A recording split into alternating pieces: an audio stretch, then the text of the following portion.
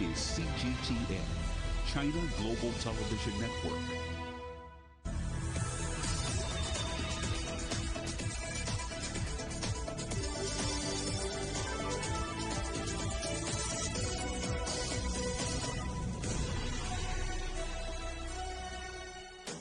Live from London, this is Global Business. Hello and welcome to the programme. I'm Juliet Mann. And I'm Paul Barber. Our top stories. Jabs for kids. The EU is offering vaccines to 5-year-olds to try and stem rising COVID infections. Green budget. Germany's new government boosts funding to fight climate change. Dwindling hope and a rising death toll. The number of tornado victims climbs in the US as the White House declares a federal emergency. And taking the plunge, Slovenia's ski jumpers aim high ahead of the Beijing Winter Olympics.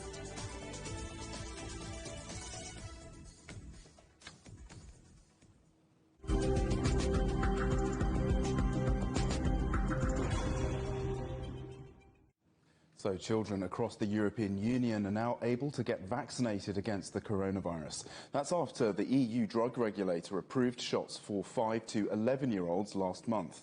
Some 27 million children will be eligible to receive the Pfizer-BioNTech COVID vaccine. The rollout will prove to be a major test of parents' willingness to get their children vaccinated, just as cases of the Omicron variant surge across the bloc. Well, CGTN's Ryan Thompson is in Brussels for us. Ryan, these shots were approved weeks ago. Why has it taken so long to get the rollout going?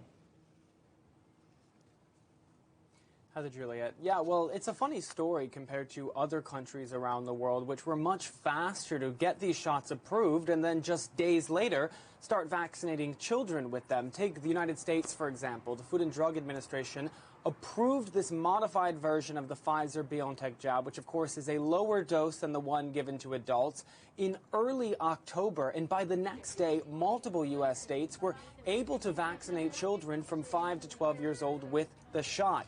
Here in Europe, it's a completely different story because the shot was approved weeks ago, but it's taken a little bit of time for the European Medicines Agency and the European Union to finish their procurement scheme and get these orders in.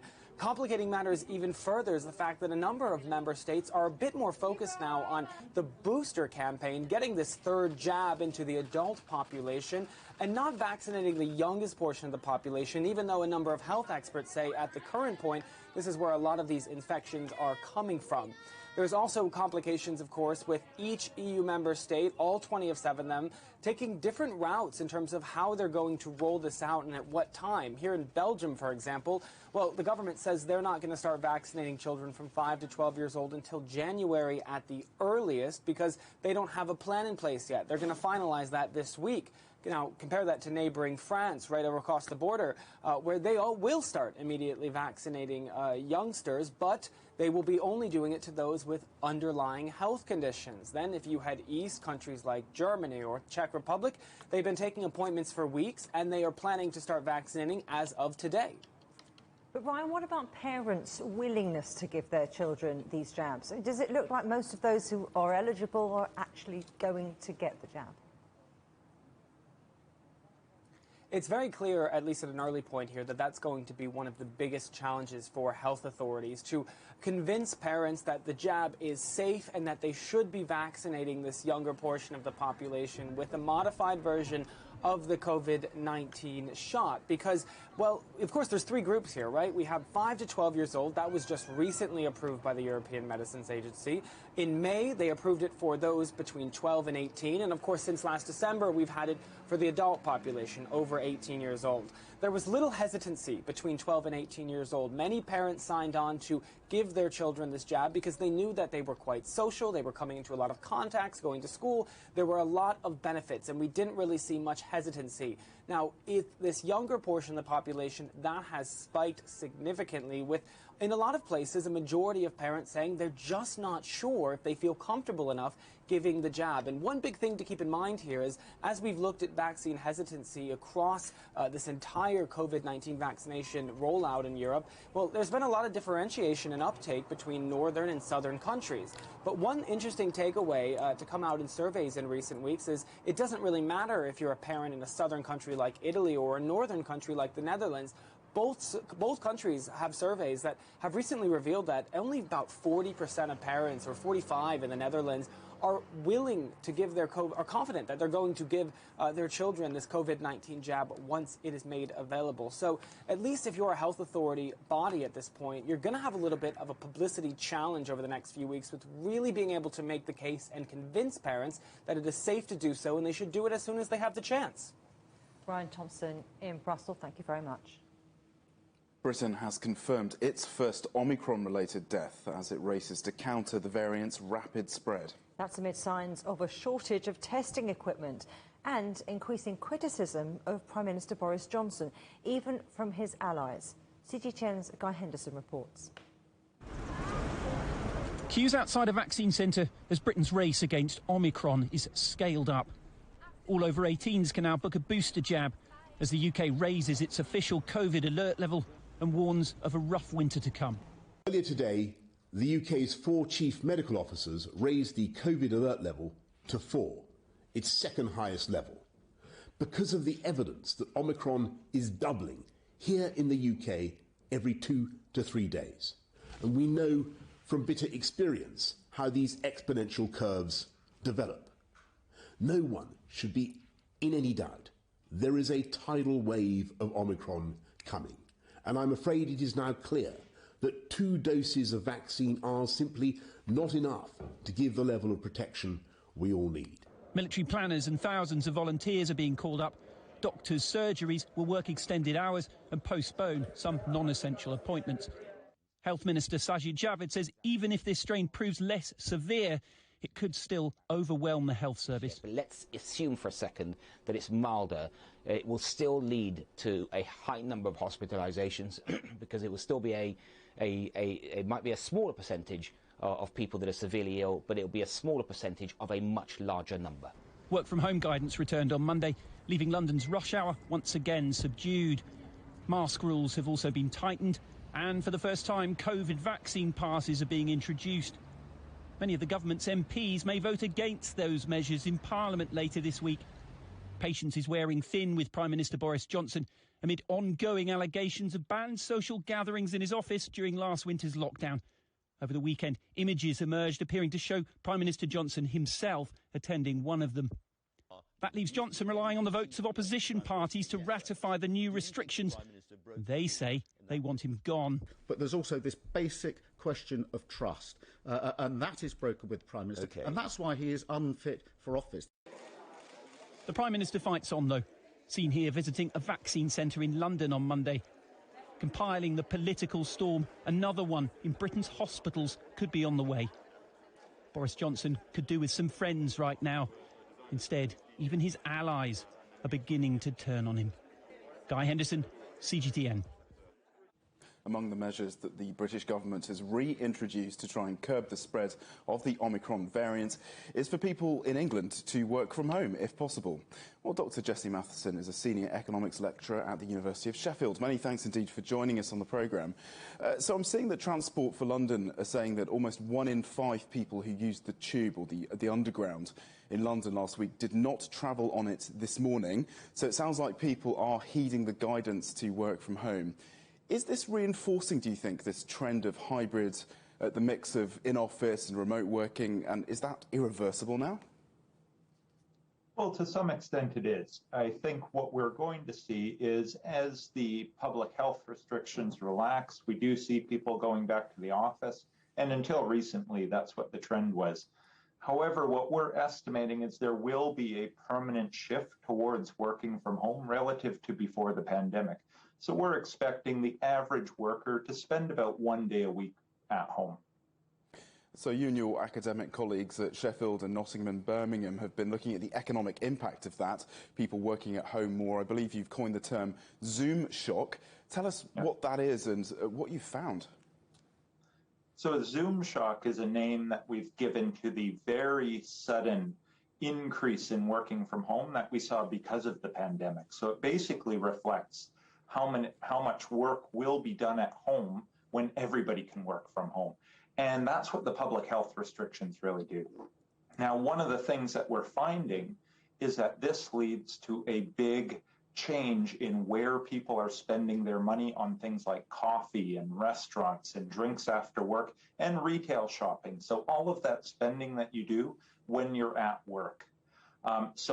When we work from home, instead of spending in our city centers, we're spending in the neighborhoods where we live. And so what we're estimating now is that because of the movement to working from home, there's going to be about a £3 billion a year reallocation of that spending from the city centers over into residential neighborhoods. Yeah, a lot of money, so $4 billion. Who are those winners and who are the losers then? You mentioned retail, hospitality, so in terms of jobs and sectors, and also geographic areas, who's going to come out on top and who's going to really lose out? So the winners, as far as if we think about retail and hospitality, the winners are going to be places that are set up in residential neighborhoods. So think about your local coffee shop where you live. This place is probably doing really well right now. That's not the case for retail and hospitality that's set up in city centers. So they're probably struggling right now. That probably means there's going to be some business closures and job losses as a result. If we think about who the winners and losers are from working from home in general, so really working from home, this benefits people who have jobs that are probably computer-based. These tend to be higher paying jobs. So it's really benefiting workers that have a job where they can just set up a computer and work from home. The people who are not benefiting from this are, of course, jobs that need to be done on site. And unfortunately, this tends to be those same workers in retail and hospitality who could potentially face having to reallocate their job if they're currently working in city centres. And is the same picture emerging outside of the UK? Is this really an international trend? Absolutely. So we actually have some colleagues at Stanford University who have been running a similar survey, and they're finding very similar results in the US. In fact, they can even be a little bit worse in the US because many American cities, we see much more separation between the city center and where people live. So this really exacerbates the results that we're finding. Jesse Matheson from the University of Sheffield. Many thanks indeed. Thank you. Chinese artificial intelligence startup SenseTime Group has postponed its Hong Kong initial public offering after it was placed on a US investment blacklist. The company had planned to raise more than $760 million. Washington says SenseTime's facial recognition programs were used against Uyghurs in Xinjiang. The company says the accusations are unfounded, and China says it will fight the sanctions. European gas futures rose 10% after the German Foreign Minister Annalena Baerbock said the Nord Stream 2 pipeline cannot be permitted in its current form. She said the pipeline, built to supply Russian gas to Europe, does not comply with EU law. Turkey's lira crashed 7% on Monday to a record low, near 15 to the dollar, ahead of an upcoming central bank meeting on interest rates. There have been widespread worries over President Tayyip Erdogan's economic policy and prospects for another rate cut. The currency's fallen more than 45% in value against the dollar since the start of the year. And British regulators are investigating Microsoft's $16 billion acquisition of speech recognition company Nuance Communication. The UK Competition and Markets Authority says the deal would lead to a substantial lessening of competition. Microsoft says it plans to use Nuance's voice tools to improve its cloud computing for healthcare and business customers. A quick reminder, CGTN is available to watch for free on all the major digital platforms, on Smart TV or online on Roku, Apple TV, Amazon Fire and Android TV. You can also find us on YouTube and Daily Motion, as well, of course, as CGTN.com and the CGTN app. New York has been trading for a couple of hours now, so let's head to the stock exchange and join John Terrett, who is there for us. Good to see you, John. Yes. Plenty of concern in Europe about the Omicron variant being reflected in the day's trading. What's the picture where you are? Yeah.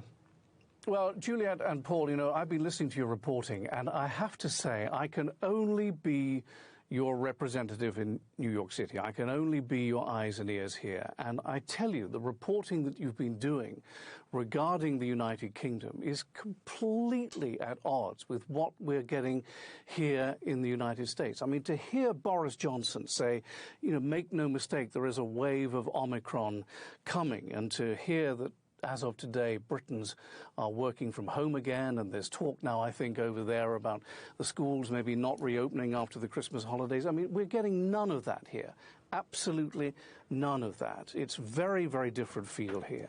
All I can tell you is that today in New York City, Kathy Hochul, who is the new governor, the first female governor in New York State's history, has introduced a mask mandate. So now you either wear a mask in all public places. I'm not at the moment because I'm on television, but when I leave the studio and go back down to the floor, I will indeed be wearing a mask. Either that or you have to have regular proof of vaccination tests. This applies everywhere except in private homes, and it will go on until January the 15th. But, and here's where this is a different society here, she is getting massive pushback because the rules will be enforced by the local health authorities, and what they call county executives here are saying, well, we're not enforcing your mask mandate. Sorry. It's a logistics thing for them. What they want to do is to continue getting people vaccinated, and they won't divert resources away from getting people vaccinated into policing whether or not people are wearing a mask. Now, breaking news, literally in the last half hour, the city of Philadelphia has introduced a vaccine mandate for 5 weeks starting in early January. So if you want to go anywhere public in Philadelphia, which is about 90 minutes from here, then you will have to have proof of vaccination in the month of January. Bill de Blasio, who is the outgoing New York mayor, has introduced a vaccine mandate for all private companies. Joe Biden has something similar. He's getting pushback, as is Bill de Blasio, from within his own Democratic Party. And then you look at somewhere like Florida in the south of the country, and I checked on your behalf just now. I phoned somebody who's been there for the last 10 days. Nobody in Florida is asking for proof of vaccination, and nobody in Florida, according to my contact, is wearing a mask. Now, that said, having said all of that, we think that Omicron is present now in all 50 states, and certainly the amount of COVID-19, mostly the Delta variant, is up about 40% this week over last week. So maybe things will change, but at the moment, a very different feel here to the way this disease is being seen now compared to Europe. Juliet? It's incredible, isn't it? It's such a difference across the Atlantic. Let's talk about the Santa effect, because, you know, just 2 weeks of trading left until Christmas. What's coming up over the next fortnight? Well, a lot will depend on what does happen with Omicron. This morning, when they had their morning meetings, Wall Street had decided, after tumbling a couple of days last week, and I think the S&P, I was off last week for a couple of days, but I think the S&P 500 closed at a record high on Friday.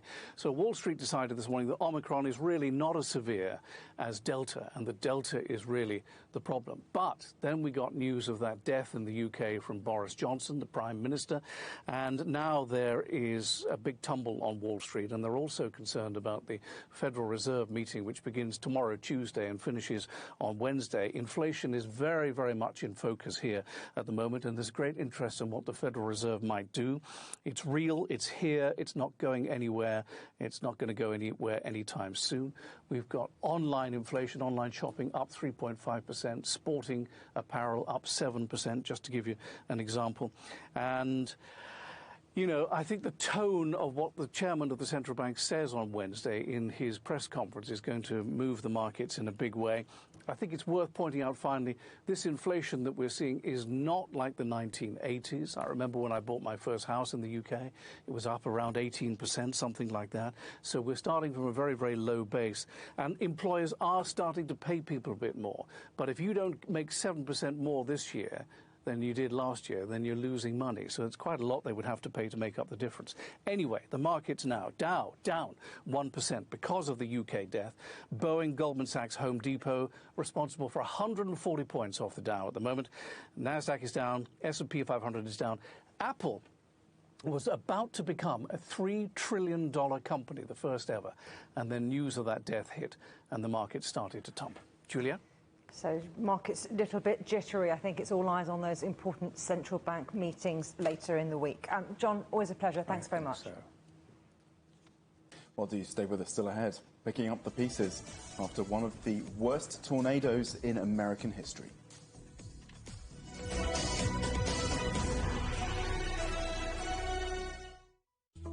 Search CGTN Europe wherever you get your podcasts to subscribe to the Agenda podcast. The Agenda with me, Stephen Cole, always gets to the heart of the story.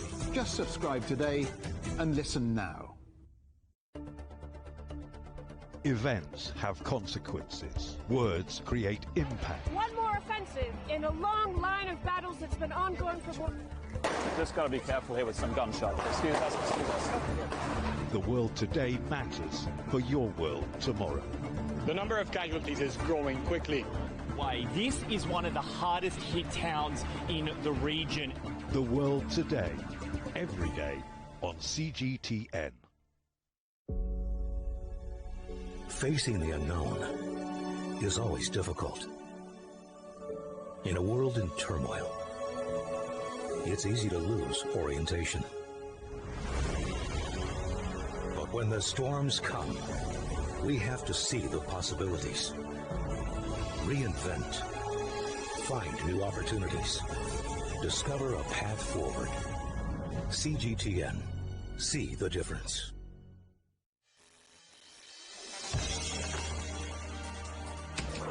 The world has changed under the pressure of the pandemic.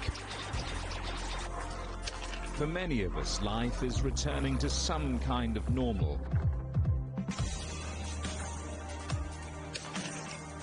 As we're adapting to changes in all of our lives, let Global Business Europe be your guide to the new normal. Join us weekdays on CGTN.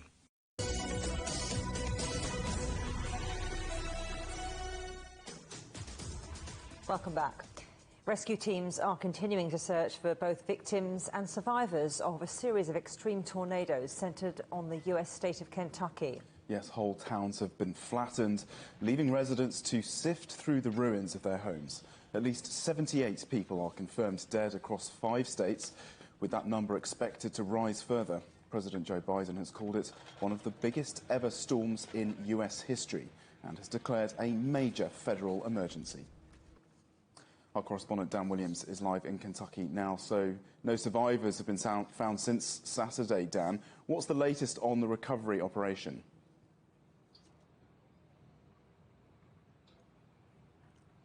Yeah, well, still a lot of focus remains on trying to find survivors, but you can probably see behind me there's a building over there with a bit of an arch over there. That was a church. You can see that there's diggers and cranes in that building already, ripping down what structure is left. Of course, although there is a bit of structure left there, of course, it's completely unsafe, and so therefore most of the rest of the buildings in this downtown area will have to come down as well. And all around this kind of downtown area, block after block after block, you just see all these kind of heavy lifting equipment, cranes, diggers, moving in and doing what they can to move away the debris, and of course also re-establish electricity lines and the like as well, but to make safe this area that was just completely devastated by this series of tornadoes that struck here on Friday night. The Kentucky governor said, Andy Beshear says, that it would be a miracle if they find any further survivors, but also remaining hopeful that they will still perhaps find still some people left as well. Now, there's a candle factory not far from here. They were reports that some 60 people were still missing from that factory. That's now been revised down to 8 people missing with 8 people dead. But still, that death toll, according to Beshear, could well be still very high indeed, as many as 100 people. This is what he had to say a little earlier. We believe it'll certainly be above 70, maybe even 80. But again, with this amount of damage and rubble, it may be a week or even more before we have a final count on the number of lost lives. Currently, we believe there are at least 105 Kentuckians that are unaccounted for, that we are still working to find. The governor of Kentucky there. So, Dan, a lot of people now homeless. What's being done to rehouse them, and what difference does this declaration of a major federal disaster make?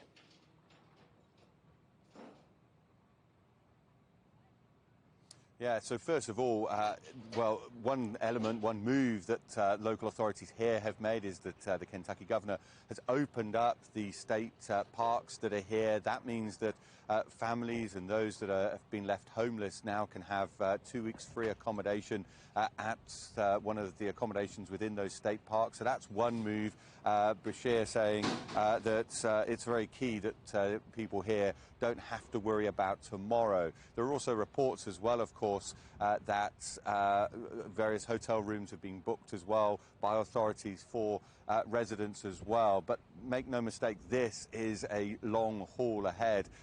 As you can see, the cleaning up process is beginning, but the rebuilding process could take years. And for many people, I was speaking to one person, they believe that, well, they're just checking their insurance policy, desperately hoping that they will be covered. And then, of course, the question is what then? If there's nothing really left of this town centre, and so to reinvest here or to go elsewhere, that's what a lot of people will now be thinking, given that it's going to take so long for this area to rebuild. And so that's one key element. And of course, we wait to see what else kind of comes from this process and how quickly it will take. People are having life-changing. This storm has brought life-changing elements to them, which just a few days ago people here were just preparing for Christmas. And so certainly here right now, so many questions, but of course the key focus still remains on trying to find survivors still. Dan Williams reporting live there from Mayfield, Kentucky. Thank you so much. Germany's new government has passed an additional budget to boost its climate fund. The move channels $67 billion of unused debt in 2021's federal budget into a climate and transformation fund. Trent Murray reports now from Berlin. Well, less than a week into power, and we are already seeing signs that this new generation of ministers in Berlin are really looking to make their mark on Europe's biggest economy. Chancellor Scholz's cabinet has signed off on this supplementary budget that will see 60 billion euros worth of unused government debt poured into a special climate change fund. Now, the government is selling this enormous spending promise not just as a win for the environment in the long term, but also as a short-term shot in the arm for Germany's pandemic-ravaged economy. Wir sehen, dass es aufgrund der Pandemie We have seen that due to the pandemic, there is less investment in the economy and in the state than originally planned. Therefore, these funds now allocated are not to be used for redistribution or state consumption. They are only intended to make the investments happen. Now, the Office of Finance Minister is the second most powerful one in Germany after the Chancellery, so this spending announcement is a significant one, not just because of its size, but also because as the leader of the Free Democratic Party, Christian Lindner has a long track record as a champion of austerity and strict budget rules. That means many will see his pledge as a sign of compromise, with the fiscally hawkish politician agreeing to loosen the government purse strings in order to keep his Green and progressive coalition partners happy. But it is, of course, early days in this coalition, and it's unlikely the three participating parties will always manage to reach such an early consensus on these tax and spend policies. Minister Lindner will also meet with his French counterpart Monday as part of his first foreign trip abroad. It comes just days after Chancellor Scholz also travelled to Paris to meet with President Emmanuel Macron. It's very much part of a coordinated effort to show that in the eyes of Berlin, the Franco-German relationship still does really remain at the forefront of its foreign policy. Trent Murray, CGTN, Berlin. French President Emmanuel Macron has been invited to attend the Visegrad summit in Hungary, where he's expected to outline his plans for the EU presidency, which France would assume in January. Mia Alberti joins me now from Budapest. Good to see you, Mia. What has Macron been saying? Well, Macron arrived in Budapest with a very diplomatic approach, and that's after, just a few days ago, he said that Orban was very different and that Hungary and France were political opponents. So some very harsh words coming into this meeting. But then when Macron arrived here, he met with Viktor Orban. These two leaders have knowingly been butting heads for a while over some issues like the rule of law, LGBT rights, migrant rights, and even democratic and basic human rights. But they also found some common ground, which is, for example, migration issues, something that they have said, both leaders have said after meeting, that it will be a priority to tackle in the coming 6 months of the French presidency of the European Council, but also nuclear energy and agriculture, for example. But at the end of the meeting, the two leaders gave a joint press conference, and Orban didn't let Macron's comments pass. And, he also made the situation a bit lighter, saying the French invented the encyclopedia, and so we have to agree with their definition. So we agree that we are political opponents, but above all, we must be European partners, something to which Macron also agreed. My idea of our Europe is, first of all, that it is based on an attachment to our countries, but also a desire to respect each other and to work together. And so I repeat, as the Prime Minister has just said, we have political disagreements which are known, but we have the desire to work together for Europe and to be loyal partners. So, Mia, let's talk about some of that common ground. You mentioned migration. So how important will Macron's policy on migration be to the Visegrad collection of countries? It will be absolutely fundamental. It's one of the most pressing issues concerning these countries in the Eastern Bloc at the moment. We, in the last few weeks, saw the severe migrant crisis developing in the border between Belarus and Poland. It was so severe that it captured the attention of all of us, but it has led the Visegrad countries meeting now in Budapest. Just behind me, they haven't arrived, but they are going to meet in just a couple of hours. They have called for an extraordinary meeting by the end of November to address specifically the Poland-Belarus border situation, and they asked the EU to tackle this situation by giving them more support and joining them in criticizing Belarus for its behavior. And so it will be fundamental for these countries to tell Macron today what they are expecting from the EU, but also for Macron to signal to these countries what the EU can do for them. And also for Macron, there is a very specific interest as well as the French president, not only the one leading the presidency of the European Council, but as the president of France, because this migrant crisis in the East is actually spilling over to France, like we saw in the last few weeks with the migrant crisis in the English Channel. Mia Alberti, thank you. You're watching CGTN. Coming up, why the world's big movie and TV companies are flocking to film in the UK.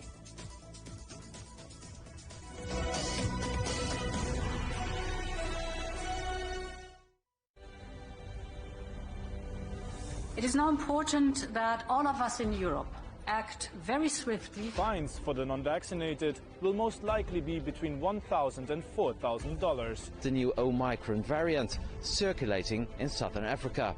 The financial markets have also reacted badly to the news. Growing dissatisfaction with the way the Dutch government is handling the pandemic. Cancelling the city's main public Christmas markets for the second year in a row. Protests and riots by those opposed to restrictions and vaccinations. There is no room for complacency in this ongoing battle against COVID. On the agenda with me, Stephen Cole, we look up into space. We look down into data. We look at debt. We look at politics. We look at opioids, climate change. We look at all the issues that really matter around the world. But you matter too. We want to tell the stories you want to see and hear about. Make it your agenda.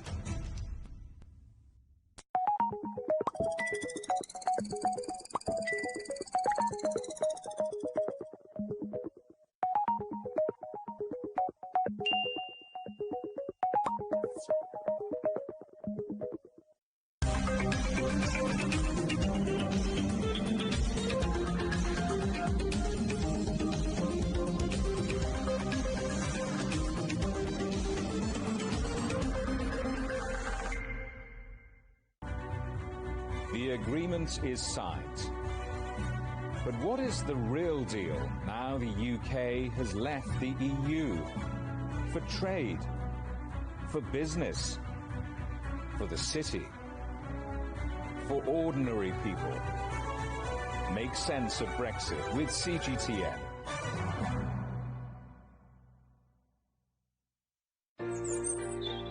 Ever wondered what's the difference between a bear and a bull market? Where are the cash cows? And who are the lame ducks? And what exactly are black swans? Grey rhinos? And unicorn companies? Make sense of it all with Global Business, only on CGTN.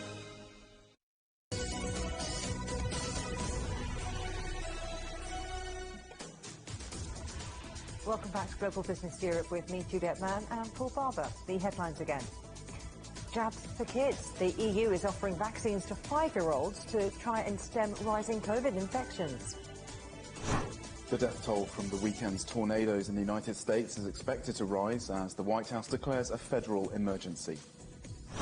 Green budget. Germany's new government boosts funding to fight climate change. China and France have agreed to create a level playing field for each other. A high-level economic and financial dialogue was held virtually on Monday, with both sides vowing to boost cooperation on trade and climate. Ross Cullen reports. Well, this was the 8th such meeting between China and France for their high-level economic and financial dialogue since they set up this forum in 2013, hosted jointly by the French finance minister and the Chinese vice premier. France urging China to do more when it comes to level playing field access for foreign companies investing into China, ensuring the same right of access as Chinese companies which are investing in other parts of the world. They spoke about the fact that they are two key players in the G20 working together on areas of the world, support for emerging economies like in Africa, both a region of interest for both France and China. They spoke about debt as well, restructuring, and also they had other topics on the menu for discussion on Monday, not just limited to international finance and economy, but how they are combined, as we've seen in Germany recently, the new government combining the economy and the climate ministries. Well, France and China spoke about the fact that the recovery from the COVID-19 pandemic, been going on for more than 2 years now. The recovery from the pandemic does need to be green and fair, something that the two countries do see eye to eye on. They also spoke about nuclear energy being a low emissions form of energy that should be supported, and increased investment in that area. There are topics that are of divergence where they do not see eye to eye, for example on alleged human rights abuses in Xinjiang, on the issue of Hong Kong, on the issue of Taiwan. But on Monday they did look for areas of alignment, for example in the need to work together to fight to prevent further species loss, the need to protect our biodiversity that we have here on Earth. China has learned from experience with the success of the protective reserves it has set up for giant pandas, also for some of its tigers. It has seen in recent years the loss of river dolphins, the loss of the giant paddlefish. Both countries committed to fighting the climate emergency, working together, and they are also working together, and they made that pretty clear, on a green recovery. Ross Cullen, CGTN, Paris. The Central Bank of Libya has announced a plan to end years of division between its eastern and western branches. CGTN's Yasser Hakim has more details. It's an odd situation where one country has two central banks. Since 2014, war-torn Libya has had one central bank in the capital Tripoli in the west and another in Benghazi in the rival east. Unifying both central banks ahead of the presidential and parliamentary elections end of December is a complicated process, as the political differences between both sides led to the Tripoli government cutting revenue to the east. This meant people were not able to deposit or withdraw their money in banks in the east, which has affected their lives and damaged the Libyan economy. Despite calls to release the funds to people in the east, it has been rejected by the central bank governor Al-Siddiq Al-Kabir in Tripoli. This is an unprecedented situation in any country. All these political maneuvers have affected living conditions for Libyans.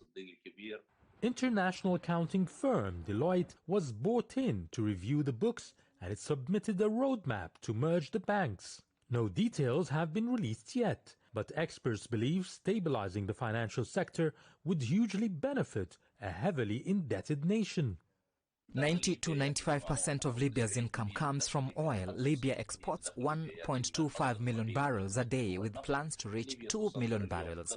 Libya has the largest oil reserves in Africa at 40 billion barrels, followed by Nigeria. Libya has abundant natural resources, with a small population of only 7 million people who should have been living in luxury, if not for the political infighting and armed militias everywhere. Most Libyans now are looking forward to elections, hoping it would finally end the political strife and build an economy that has the potential to be the richest in the region. Yasser Hakim for CGTN, Cairo. Running a home in India has been getting more and more expensive. The price of cooking oil is up by a third, and other kitchen essentials like cooking gas and vegetables are getting pricier too. It's putting more pressure on people still reeling from the pandemic. Radhika Bajaj reports now from Mumbai. Sangeeta Satkar has been using cooking oil judiciously these days. As a cook for hire, COVID-triggered restrictions led to loss of earnings for her. And now increased prices of kitchen staples like oil, milk, onions, tomatoes and more have further dented her limited savings. Because of COVID lockdowns, many employers reduced my salary, but expenditures has been going up. I managed to save only half what I used to save earlier. A year-on-year comparison shows that prices of edible oils and fats are up by 33%, while pulses are costlier by nearly 5.5%. Through the months of September and October, retail inflation figures have been around 4.5%, lower than the central bank's upper threshold of 6%. Statistically, food inflation has been benign, but on the ground, pricier food items are leading to higher household budgets. The last 1.5 months saw a combination of some bit of festive demand as well as unseasonal rains in the country, which hit the crop production and its availability.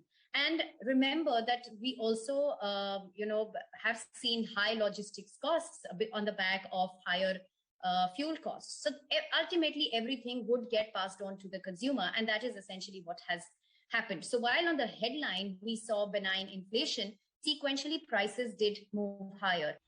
While the federal government did cut excise duties on fuel, state governments haven't entirely passed on that benefit to customers. On the manufacturing side too, besides freight, input costs have been higher, leading to elevated retail prices. Experts say these are unlikely to drop even after input costs stabilize. To manage inflationary pressures, India's central bank recently halted its GSAP program, a dedicated liquidity window through which it buys sovereign papers to infuse cash into the market. But experts say, in light of the Omicron variant, any further plans to manage liquidity may be postponed. I think sequentially, we're going to see that there's been a halt to the GSAP auctions. Next would be the reverse repo, and then it will go into the region of increasing the repo rate. But as of now, I think there will be a pause on all ends. So therefore, it will be a status quo in terms of policy. With no clarity on how much of a break Omicron could put on a recovering economy, policymakers could adopt a wait-and-watch strategy, which means that higher prices could prevail for some more months, a hardship that for many is increasingly becoming hard to swallow. Radhika Bajaj, CGTN, Mumbai. China is remembering the victims of a massacre that took place 84 years ago in Nanjing. A minute's silence was observed in the city and across the country. In December 1937, invading Japanese troops captured Nanjing and killed an estimated 300,000 people over 6 weeks. In 2014, China's top legislature designated December the 13th as a National Memorial Day.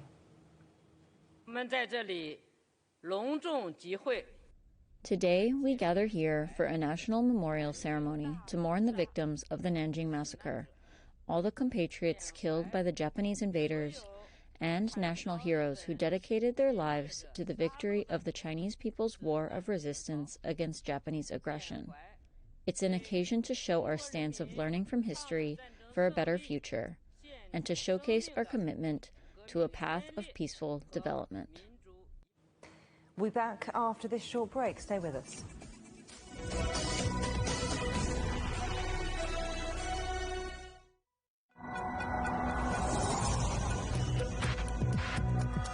Each day, there are millions of stories.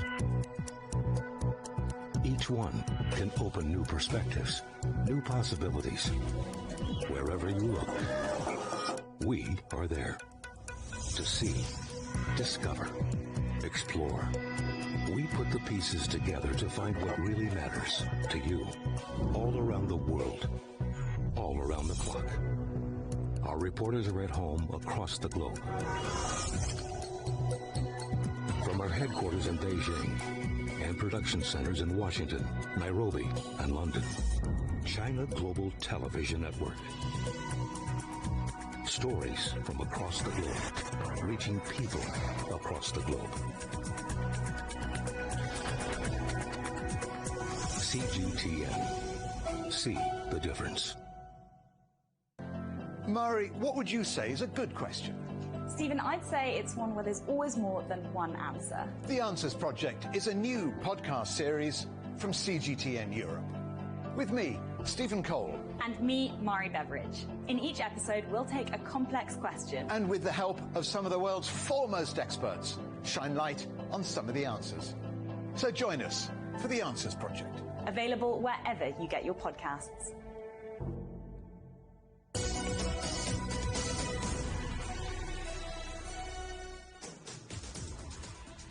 Welcome back. From Doctor Who to Indiana Jones, TV and movie making is booming in the UK. Production spending hit a record $5.3 billion between October 2020 and September 2021. That's almost double the annual spend before the pandemic and 10 times more than in 2013. Now, these figures come from the British Film Institute, and its CEO, Ben Roberts, joins us now. Good to see you. Thanks for coming on the programme, Ben. Well, first of all, where is this boom coming from? Well, I'm sure you yourself and all of your viewers have spent much of lockdown watching a lot of TV at home. We've had a huge increase in the amount of production activity, the amount of content that we are wanting to watch. So much of that has been driven by what we've seen as sort of a boom in streaming services.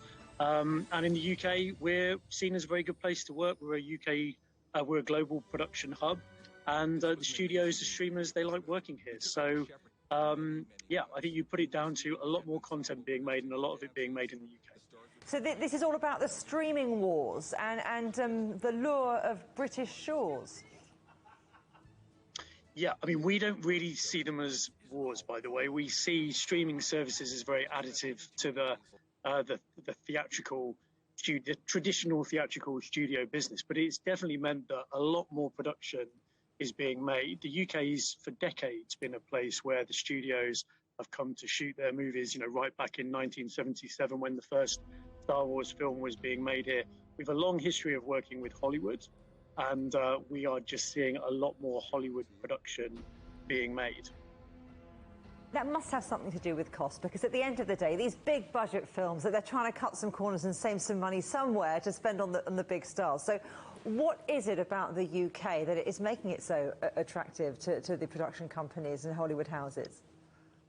Well, the report that we have published today, called Screen Business, is looking at the impact of the tax incentives, which have been operating in the UK for some time.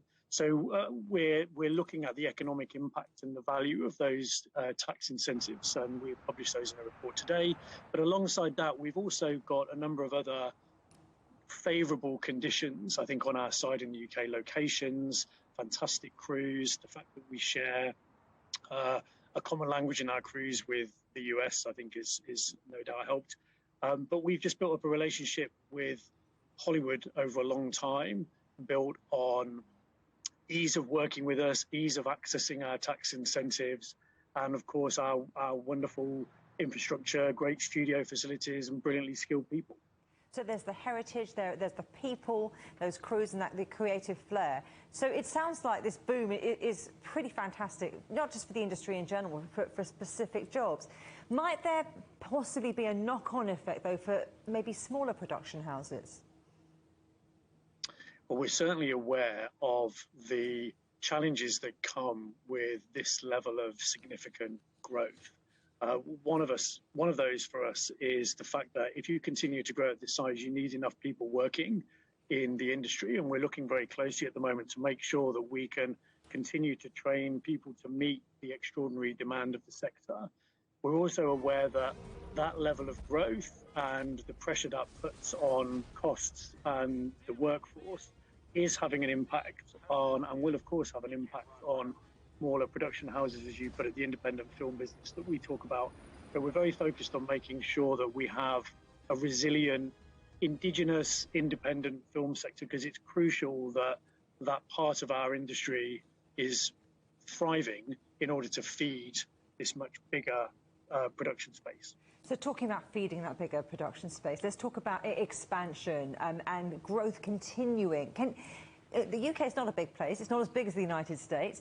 Can it meet the demand for all of these blockbuster movies, Hollywood producers coming in and wanting to use the UK and its favourable tax system? We think so. There's quite a considerable amount of studio space in development at the moment. We've seen Netflix alone doubling their production base here in the UK recently, and the UK is not a big place, but there is more to it than the southeast. And for a long time, a lot of studio activity has been based almost exclusively out of the London and the southeast of England. And what we're seeing now is growth in other parts of the UK, in Wales, in Northern Ireland, in Scotland, and other parts of England, Yorkshire, and the West Midlands as well. So even though we're not large, we are seeing a lot of growth, and we're seeing that growth spilling out beyond London and the southeast. Well, it sounds very exciting. I'm looking forward to speaking to you again in the future. Ben Roberts, the CEO of the British Film Institute. Thank you. Some other news in brief now, and the death toll from collapsed buildings in Sicily has risen to 7, with 2 more people missing. Rescue efforts continue in Ravenusa. A gas leak, likely triggered from a fault in the town's pipes, led to an explosion, collapsing 4 buildings. In Denmark, an impeachment court will deliver its verdict on former Immigration Minister Inger Støjberg, who is accused of illegally separating couples seeking asylum. The trial began in September when the court was told Støjberg ordered 23 couples to separate in 2016 without examining the cases individually. She denies the charge and insists her actions protected women who'd been forced into child marriages. 2 cargo vessels have collided in the Baltic Sea between the southern coast of Sweden and the Danish island town of Ronna. 1 crew member was found dead aboard the smaller boat, the Danish barge. A second is missing. 2 crew members from the British cargo ship involved in the collision are being held on suspicion of negligence. The United States Secretary of State Antony Blinken is in Indonesia, the first stop of a 4-day trip to Southeast Asia, aimed at strengthening strategic ties in the region. Blinken met Indonesian President Joko Widodo to discuss the US's vision for an Indo-Pacific economic framework. And South Korea's president says his country, the DPRK, China and the United States have agreed in principle to declare a formal end to the Korean War, which ended in armistice in 1953. But speaking during a visit to Australia, Moon Jae-in said talks have yet to begin, as the North is demanding that the US end what it calls hostilities as a precondition. Well, with less than 2 months to go before the Beijing Winter Olympics, Team Slovenia is sharpening its skills.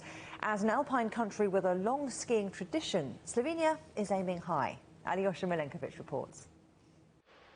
A signal from the coach, then a push downhill, followed by the swooshing sound of skis leaving the ramp, and then just the sound of air flowing around the brave athlete.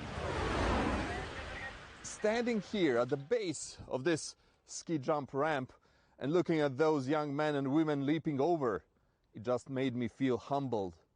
Their bravery and skill are amazing, and their determination to show just the same in Beijing puts them among the top contenders for Olympic medals. After the landing, the coach gives a fatherly talk about what to change and how. Because expectations of the nation are high. Of course, we expect medals if, like I said before, if they will produce the best races, the best runs, the best shooting. They will for sure be in the top 3, and we could say that we are competitive in all these disciplines. Yet, the fear of the unknown is present, as none of them has ever competed in that part of the world. They will be taking off from the ski jumps built just for this competition. Everyone is going there freshly with no experience, and that's kind of magic for everyone. No one has advantage of knowing the territory or knowing the conditions, so it will be a lot of how fast you can adapt on something new. As we edited this story, we learned that Peter has dropped out of the Olympics at the last minute, having just become a father. The rest of the team remains focused. I think everybody is eager to go to China, eager to try the weather conditions, the snow conditions, the atmosphere. So I think only positive things come from this, and I think and I believe that this Olympic Games will be one to remember. All the team members, coaches and assistants share the same expectations. They say they will be ready when the Olympics flame ignites over the sports venues in Beijing. Alyosha Milenkovic, CGTN, Kranj. Now, before we go, here's a goodbye wave. It's a big one. Nazaré, which is a small fishing town in Portugal, has become a magnet for the world's most fearless surfers who take huge risks to win the big wave competition. Now, it's an undersea canyon that helps create these huge waves, which this year are expected to top 18 metres. Well, I can see you doing that, Juliet. Yeah, very brave. Why not? The headlines again. Jabs for kids. The EU is offering vaccines to 5-year-olds to try and stem rising COVID infections. The death toll from this weekend's tornadoes in the US is expected to rise as the White House declares a federal emergency. And green budget. Germany's new government boosts funding to fight climate change. Well, that's it for Global Business Europe. Thanks for watching. More on all our stories at europe.cgtn.com, and do follow CGTN Europe on Twitter, Facebook and Instagram. We're on smart TV apps, Roku, Apple TV, Amazon Fire and Android TV, YouTube and Dailymotion, CGTN.com and the CGTN app. And in the UK, 24 hours a day on Freeview. Up next here on CGTN Africa Live. We'll see you again tomorrow, same time, same place. From me, Juliet and the rest of the team here in London, goodbye. Goodbye.